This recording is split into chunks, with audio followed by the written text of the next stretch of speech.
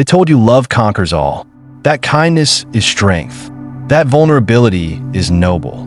But history whispers a darker truth. The conquerors, the rulers, the untouchable minds who shaped civilizations didn't triumph through love alone. They mastered the delicate balance between affection and authority, between compassion and consequence. Machiavelli didn't discard love.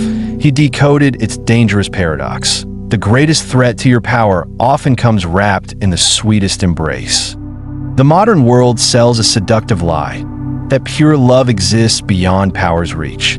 That if you love deeply enough, selflessly enough, unconditionally enough, you'll be cherished and protected.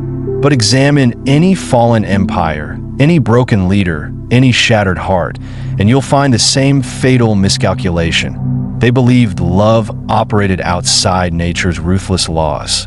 Love, without strategy, follows an inevitable path to self-destruction. It begins with open-handed generosity, your time given freely, your forgiveness granted instantly, your loyalty offered without question. Initially, this devotion is met with gratitude, but slowly, inexorably, the balance shifts. Your gifts transform into expectations. Your kindness stops being valued and starts being exploited. What was once appreciated becomes demanded, then resented when withheld. Machiavelli grasped what most never will. Love isn't separate from power dynamics. It's their ultimate expression. When you love without strategy, you're not demonstrating nobility. You're displaying naivety.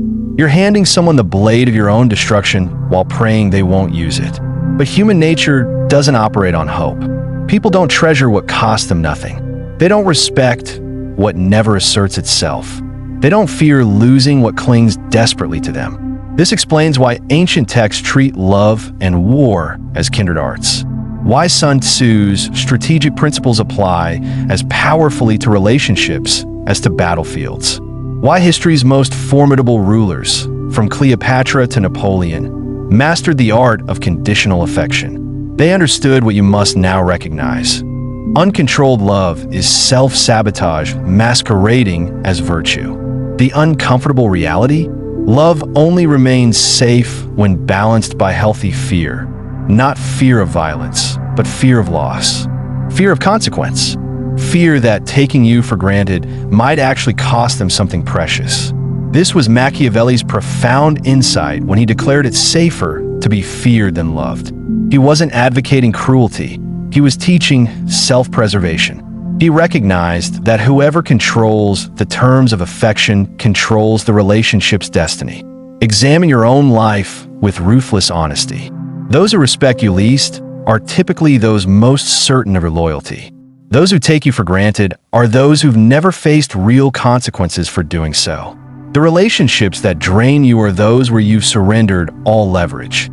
This isn't coincidence. It's cause and effect in its purest form. When you make yourself indispensable, you paradoxically become disposable. When you remove all conditions from your love, you strip it of all value. The solution isn't to abandon love, but to love like Machiavelli, with eyes wide open, boundaries unshakable, and the wisdom to know that in this world, it's not power that corrupts love, but powerlessness that corrupts everything. So ask yourself the dangerous questions. Are you loving, or are you surrendering? Are you giving, or are you being drained? Are you building connections, or digging your emotional grave? The distinction lies not in the emotion itself, but in its execution. And execution, as every ruler knows, determines everything. This is the forbidden knowledge society suppresses. This is why love makes fools of even the wise. We've been conditioned to see strategy and affection as opposites, when in truth, they're inseparable partners. History's greatest lovers weren't the most emotional. They were the most strategically intelligent. They knew that to love without power is to bleed without clotting. Now, this knowledge is yours. The critical question remains, what will you do with it? Will you continue loving blindly, hoping against evidence that this time will be different? Or will you finally understand that in matters of the heart, as in matters of state, power isn't everything. It's the only thing that makes everything else possible. The choice is yours alone. But choose with the grim understanding that the world doesn't reward good intentions. It rewards results. And no lasting result was ever built on the foundation of broken boundaries. This isn't the death of love. It's the birth of love that endures.